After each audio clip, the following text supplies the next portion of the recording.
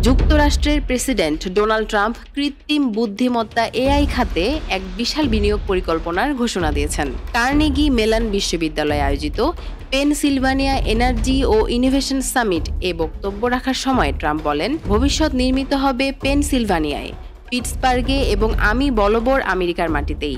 AI প্রযুক্তিতে চীনের সঙ্গে বৈশ্বিক প্রতিযোগিতায় যুক্তরাষ্ট্রকে এগিয়ে রাখতে ট্রাম্পের প্রশাসন ঘোষণা করেছে $9,200 কোটি এক বিস্তৃত কর্মপরিকল্পনা।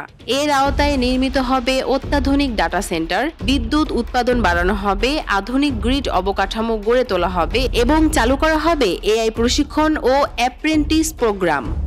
বিশেষজ্ঞদের মতে, জেনারেটিভ এআই চালাতে ব্যাপক পরিমাণ বিদ্যুৎ প্রয়োজন। 2028 সালের মধ্যে শুধুমাত্র এআই পরিচালনায় প্রয়োজন হবে 5 গিগাওয়াট বিদ্যুৎ, যা প্রায় 50 লাখ বাড়ির বিদ্যুৎ ব্যবহারের সমান। এই পরিস্থিতিতে প্রযুক্তি জায়ান্ট গুগল ঘোষণা দিয়েছে পেনসিলভানিয়ায় এবং আশেপাশের অঞ্চলে এআই সক্ষম ডাটা সেন্টার নির্মাণে তারা বিনিয়োগ করবে $2,500 কোটি। গুগলের প্রেসিডেন্ট রুথ পোরাত বলেন, প্রেসিডেন্ট ট্রাম্পের দিক নির্দেশনায় তারা দৃঢ়ভাবে সমর্থন জানায় এবং বলেন এখনই সময় এআই এ বিনিয়োগের। যুক্তরাষ্ট্রের এই উদ্যোগ বিশ্ব প্রযুক্তি অঙ্গনে আমেরিকার নেতৃত্ব ধরে রাখার প্রতিশ্রুতি হিসেবে দেখা হচ্ছে।